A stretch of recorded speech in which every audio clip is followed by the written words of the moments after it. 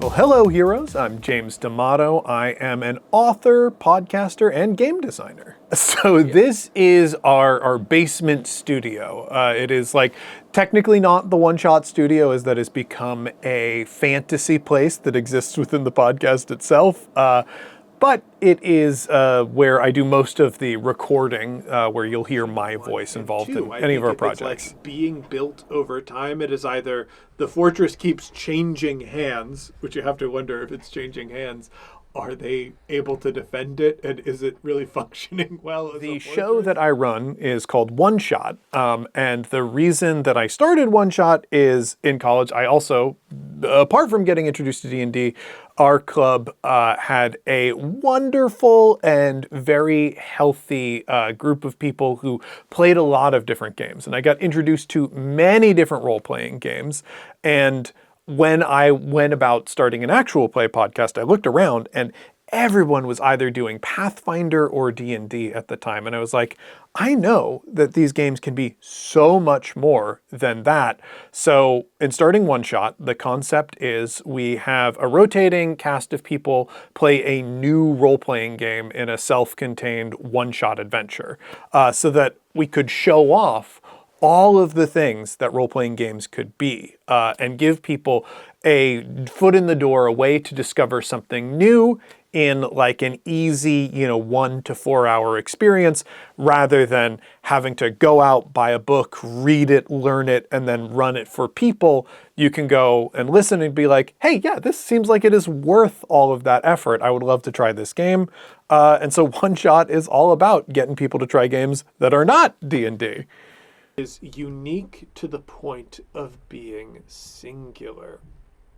I think there is a colossus kind of at the center of this fort that is now... How did you fall in love with like TTRPGs and gaming? Well, it was actually in college. I had not played any of these games until I was a freshman in college, and our campus had this wonderful role-playing club called Argo, the Allegheny Role-Playing Games Organization. And they had this great introductory game to D&D. And originally, I wanted no part of it because I was like, I'm into anime, I'm into comics. I can only get so nerdy and still have like a social life and group. But one of my friends was in the game, and I found out that a girl that I had a crush on was in the game. So I asked my buddy to drop out so that I could get in and I could meet this person.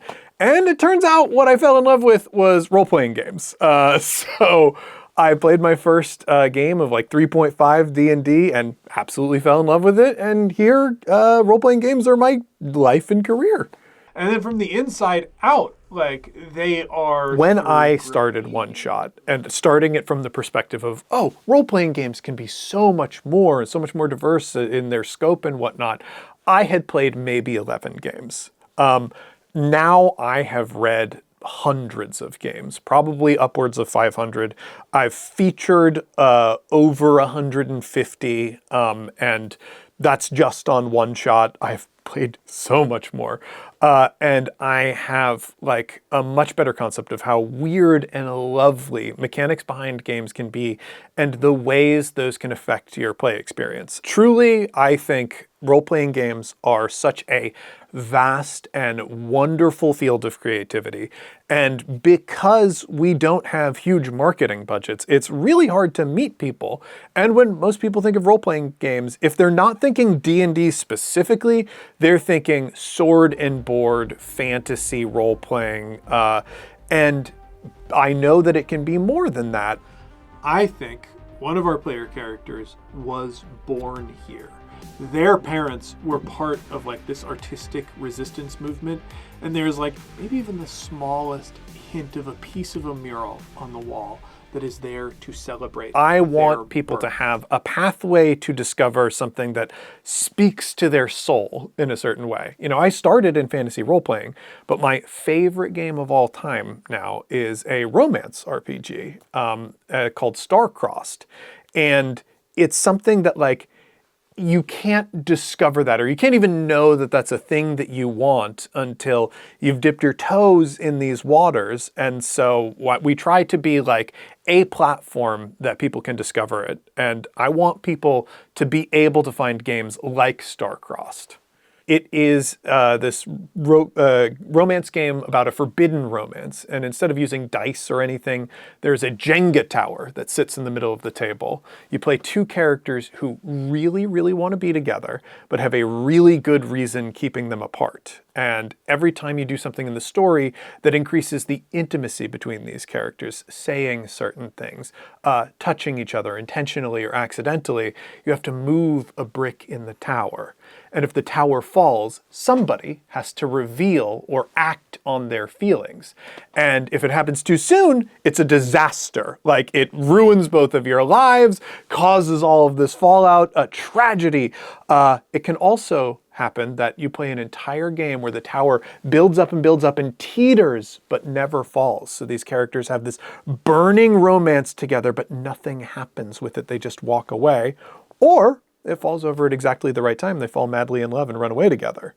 And learning about how the experience of those mechanics affect you as a player and how that changes the game, it's just so much more than I'm rolling over a certain number and I'm successful.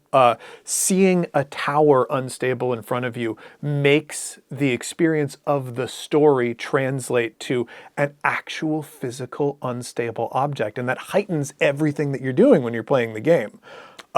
Learning that games like that are out there, how crazy games can be, has been such a transformative and wonderful experience. And it makes me think very differently about this hobby that I already loved and cherished, to the point I wanted to be this mouthpiece to get more people interested. Over here, we've got Starcrossed, actually, the game that I mentioned.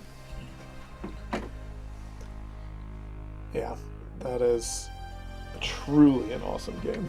I played in one of the play test sessions at the first PAX Unplugged when they were previewing it, and I had such an incredible transformative experience with it.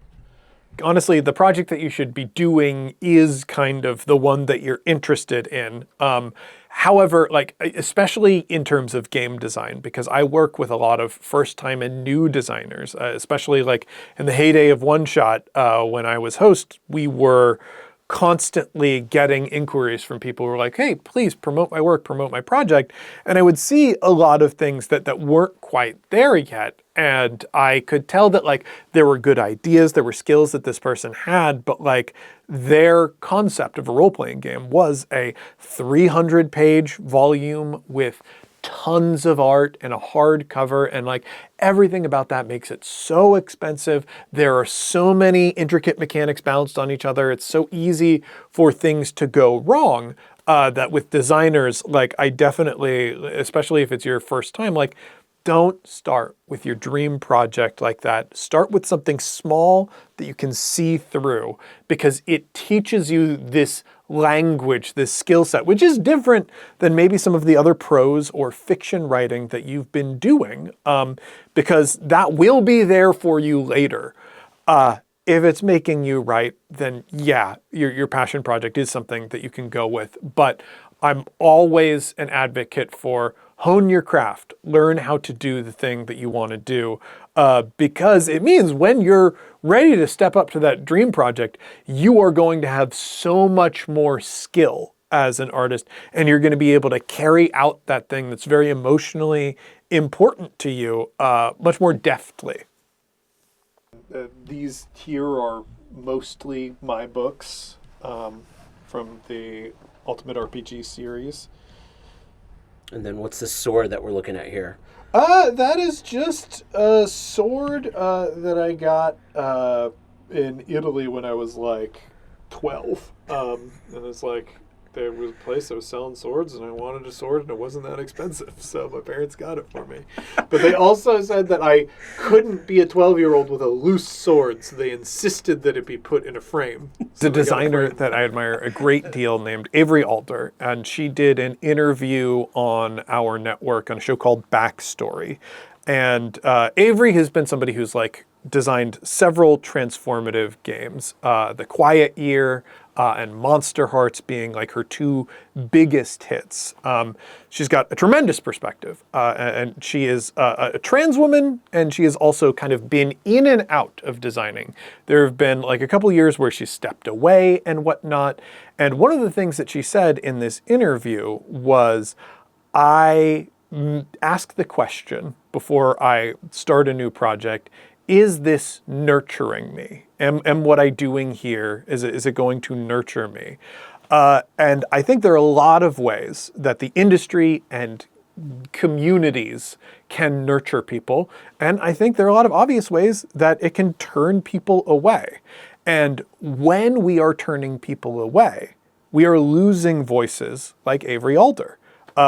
If Avery always felt nurtured with every idea that was coming out of her head, I can only imagine the kinds of things that we would see. Some of her first games were these things that transformed the industry, that you can trace the lineage of many, many wonderful and influential games back to A Quiet Year and the effect that A Quiet Year had on all the games around it. And I think that's so tremendously valuable. And that's why kind of what I hope for is that we are fostering the kind of community that welcomes people in, because who knows who the next brilliant genius designer is. And you can only find that out if you are holding the door open for people, and in some cases, standing in the doorway, waving them inside. So that is my hope. My latest project is the Ultimate RPG Villains Backstory Guide. This is something that I made to help make, if you're a GM, the evil character that is behind all of your plans a little bit more emotionally complex, maybe give you some plot hooks to play with, make them more interesting. I worked with Dylan Appelian, who is the current host of the One Shot podcast, on this, and I'm really, really proud of it. I think it is a great resource. I also very recently did the Ultimate RPG World Building deck. Very similar, great resource. If you are a GM, you pull out one of these cards and you use it to develop simple concepts within your world, like a fortress. And you get to do this with your players. If you're doing it at the table with them, they're going to be a lot more invested in whatever is created. And I always think that is so valuable as a game master. I also, coming up, have Cosmic Century Nights. It is probably going to be published probably around Gen Con, so around August, you'll see it.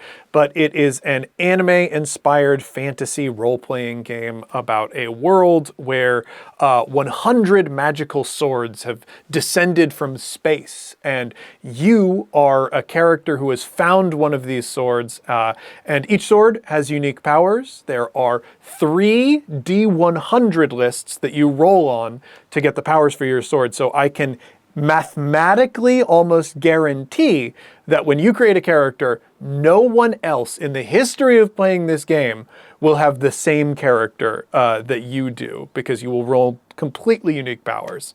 The last project that I want to plug is Oh Captain, My Captain. This is my baby. This is a game that I had to publish an entire other project with my publisher to convince them that they could do card-based projects. This is a role-playing game that you can play in 30 minutes to an hour. It is a Descended from the Queen RPG, and this one is about being the crew on a ship underneath a legendary captain. Things have been going terribly, people are whispering of mutiny, and the captain has emerged with a plan that will turn everything around, but it takes a dangerous journey with a small landing party, and you've been selected for that landing party because the captain knows that you believe in them at the time the journey starts. It is a role-playing game that plays out entirely through answering prompts on cards. It is the perfect game for introducing people to role-playing. And I wanted to do it because this is the first role-playing game published by a Big 5 publisher. And I wanted to make sure that that was this game so that more people could get into this hobby. So please support this so that my publisher thinks it's a success and asks me to make more role-playing games. That would be huge.